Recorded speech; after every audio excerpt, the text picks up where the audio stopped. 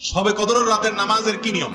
কয় রাকাত পড়বেন, প্রথম রাকাতে কোন সূরা পড়বেন, কতবার পড়বেন, দ্বিতীয় রাকাতে কোন সূরা পড়বেন, কত রাকাত পড়বেন জানা আছে তো আপনাদের? জানা নাই? একজনও জানেন না? ইন্না লিল্লাহি ওয়া ইন্না ইলাইহি রাজিউন।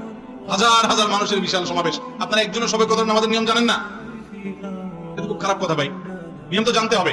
আচ্ছা আমি বলে দিচ্ছি, শবে কদরের নামাজের নিয়ম হলো অন্য যে কোনো নামাজ যেভাবে পড়েন শবে কদরের নামাজও একইভাবে পড়বেন। এগুলো শবে কদর নামাজের নিয়ম। এমন কোনো কথা নাই যে শবে কদরের নামাজে প্রথম রাকাতে সূরা ফাতিহার পর অমুক সূরা এতবার পড়তে হবে, দ্বিতীয় রাকাতে ততবার পড়তে হবে, এরকম কোনো কথা কোরআন হাদিসে।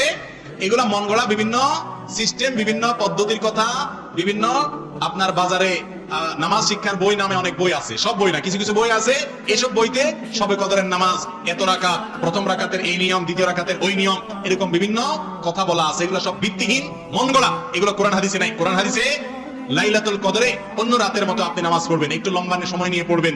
যে কোনো রাতের নামাজ, তাহাজ্জুদের নামাজ লম্বা সময় নিয়ে পড়তে হয়, দীর্ঘ রাকাত, দীর্ঘ রুকু, দীর্ঘ সিজদা, আস্তে আস্তে তেলাওয়াত, আস্তে আস্তে তাসবিহ এবং সময় নিয়ে পড়বেন। দুই রাকাত করে পড়বেন, যে কোনো সূরা দিয়ে পড়তে পারেন, একবার পড়বেন না দুইবার পড়বেন সূরা ফাতিহার পরে সূরা, এটা আপনার ব্যাপার, কোন সূরা নির্ধারিত না।